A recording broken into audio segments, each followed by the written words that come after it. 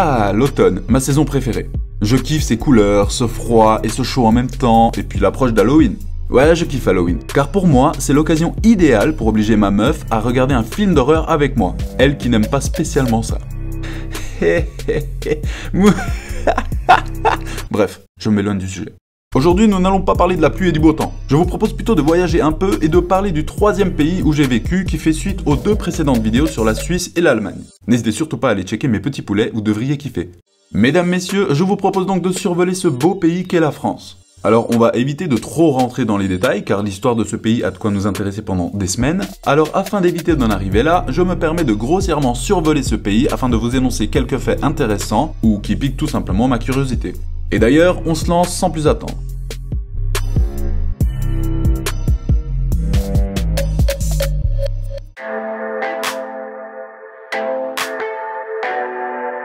Bon, déjà, la France est une république démocratique, ce qui signifie qu'il y a une personne qui exerce une partie des pouvoirs et qui représente le peuple qui est souverain.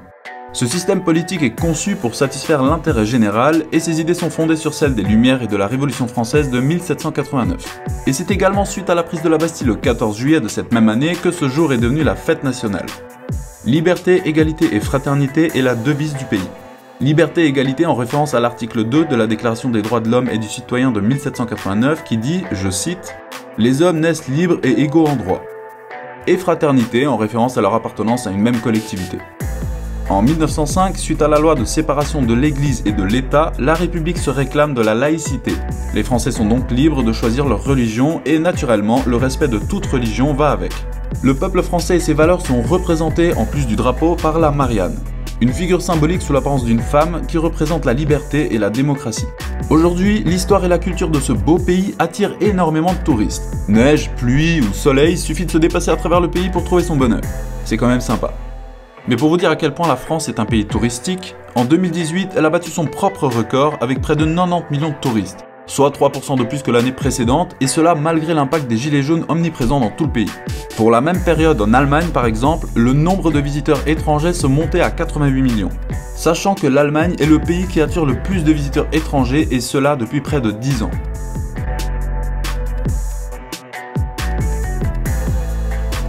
Avez-vous déjà entendu parler de la commune I?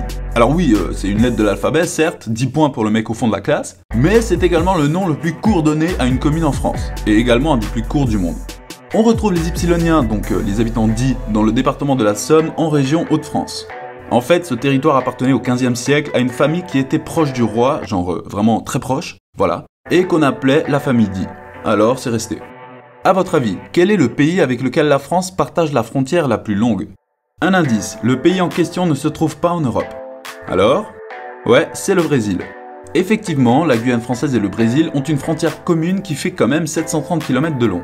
Pour rappel, la Guyane est française depuis 1605, mais à l'époque, elle prend le nom de France équinoxiale. Mais cette appropriation du territoire guyanais par le roi français est contestée, et ce n'est qu'en 1676, avec la reprise de la ville de Cayenne, que la France s'y installe définitivement. C'est également en Guyane qu'on retrouve le port spatial guyanais en étroite collaboration avec l'Agence spatiale européenne. Dans la première partie de ma vidéo, j'ai dit que le système français se déclarait laïque. Eh bien, il y a des exceptions, comme dans les départements de l'Alsace et de la Moselle. Par exemple, le 26 décembre est férié.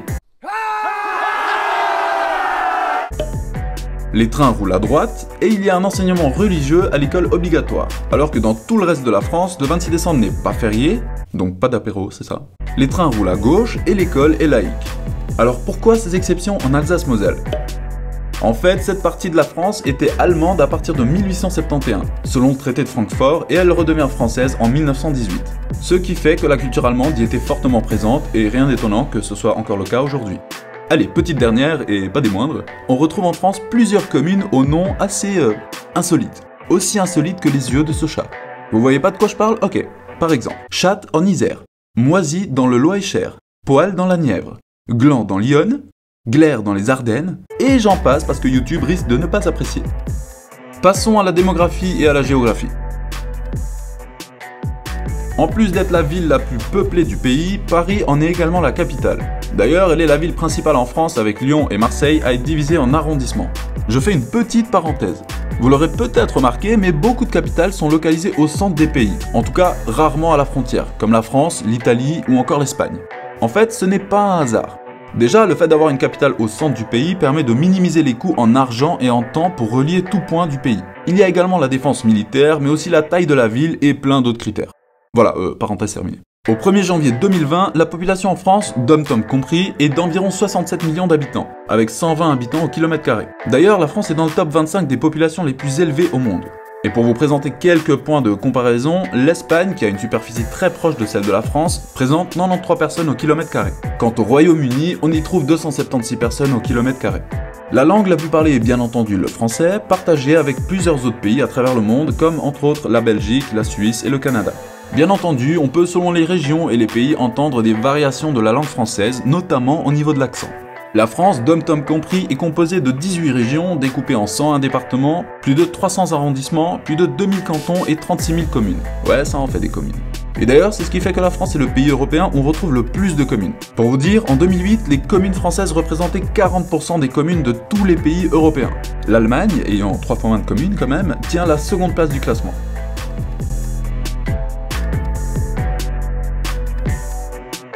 Certains vivent pour manger et d'autres mangent pour vivre. En France, la gastronomie est parmi les meilleures du monde et c'est indéniable. Mes mots à moi-même. Évitez de monter des vidéos avec de la nourriture lorsque j'ai faim. Bref, c'est à travers des noms mondialement réputés comme Alain Ducasse, Guillaume Gomez et Philippe Etchebest, ce dernier étant connu pour son large sourire, que la gastronomie française a fait et continue à faire ses preuves.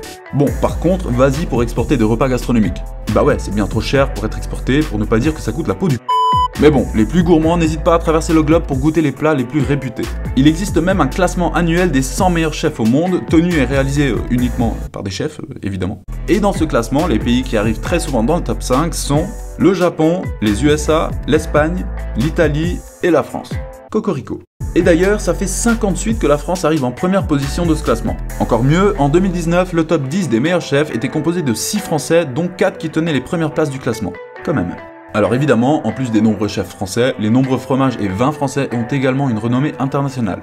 En plus, il faut savoir qu'en 2010, les repas gastronomiques français ont été les premiers à faire partie du patrimoine culturel immatériel de l'humanité de l'UNESCO, aux côtés de la cuisine mexicaine. Dites-moi si je me trompe, mais un des plats les plus réputés en France reste le pot-au-feu. Un plat à base de viande de bœuf, baignant dans un bouillon de légumes et qui cuit lentement et longuement. Finalement, comme dans beaucoup de régions dans le monde, il suffit de se déplacer à travers les différentes régions de la France pour découvrir de nouvelles cultures et donc de nouvelles gastronomies.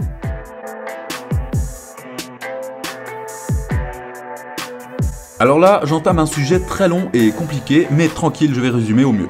Alors déjà, le vaste territoire qui est celui de la France est énorme, assez pour accueillir une large diversité culturelle dans tous les sens du terme. En plus, son histoire est marquée par la richesse humaine apportée à travers l'immigration. Ce que je veux dire, c'est que lorsqu'on parle de culture française, on parle aussi de culture étrangère, comme la culture maghrébine par exemple. Lorsque la France a eu besoin d'aide dans le passé afin de reconstruire le pays, ce sont entre autres les voisins du Sud qui ont apporté leur pierre à l'édifice, si je puis dire.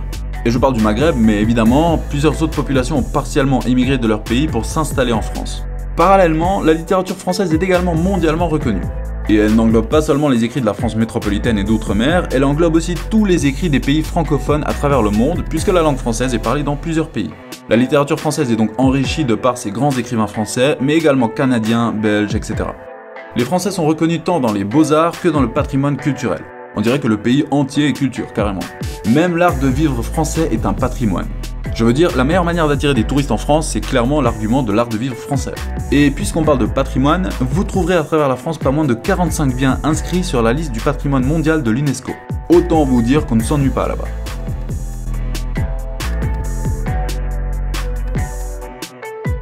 Passons maintenant au sport. En France, il y aurait plus de 6,6 millions de personnes de 15 à 75 ans qui auraient déclaré pratiquer une activité physique ou sportive. D'après la source que vous trouverez comme d'hab en description, le sport le plus pratiqué en France est le football, avec plus de 4,5 millions de pratiquants, suivi par le basketball pratiqué par 1,4 million de pratiquants, puis le volleyball avec 1,2 million de pratiquants. Les sports collectifs, c'est donc clairement le dada des Françaises et des Français. Et si vous ne me croyez pas, on trouve en 4e et 5e position du même classement le handball et le rugby, des sports qui demandent indubitablement un certain esprit d'équipe. Si on en revient aux footballeurs, ils représentent quand même 13% des sportifs, dont 50% qui ont entre 15 et 24 ans. Encore plus précis et intéressant, 38% des footballeurs jouent dans les rues, et pour moi c'est de loin le foot le plus kiffant. T'es entre potes, tu te marres et tu fais du sport. Franchement, y a pas mieux. Et puis, c'est peut-être un peu bête, mais les sports comme le foot ou le basket sont des sports qui ne demandent pas forcément un énorme budget. C'est vrai, t'as juste besoin d'un ballon et théoriquement, c'est bon. Comparé à l'équitation par exemple, un sport qui demande quand même un certain équipement et donc un certain budget. Je suis pas sûr, mais y a pas un léger problème là? Attendez, je vais tenter un truc. Mais pas mieux. Bref, je tenais quand même à parler un peu des femmes dans le sport. 90% des footballeurs en France sont des hommes. Mais les 10% restants représentent plusieurs centaines de milliers de femmes qui pratiquent ce sport. Et parfois bien mieux que les mecs. Par contre, mesdames, vous arrêtez statistiquement plus tôt le football que les mecs, puisque 69% des pratiquantes ont entre 15 et 19 ans. Alors par contre, je ne sais pas pourquoi c'est ainsi. J'ai fait quand même quelques recherches évidemment, mais ce n'est pas suffisant pour affirmer quoi que ce soit.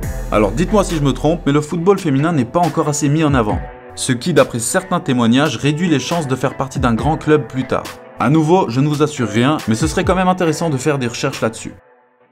Voilà chers amis, c'est tout pour aujourd'hui. J'espère vraiment que ces quelques informations sur ce beau pays vous auront été utiles. Je vous remercie d'avoir regardé ce nouveau contenu jusqu'au bout et je vous revois très vite pour une nouvelle vidéo. Yo, c'était Zano.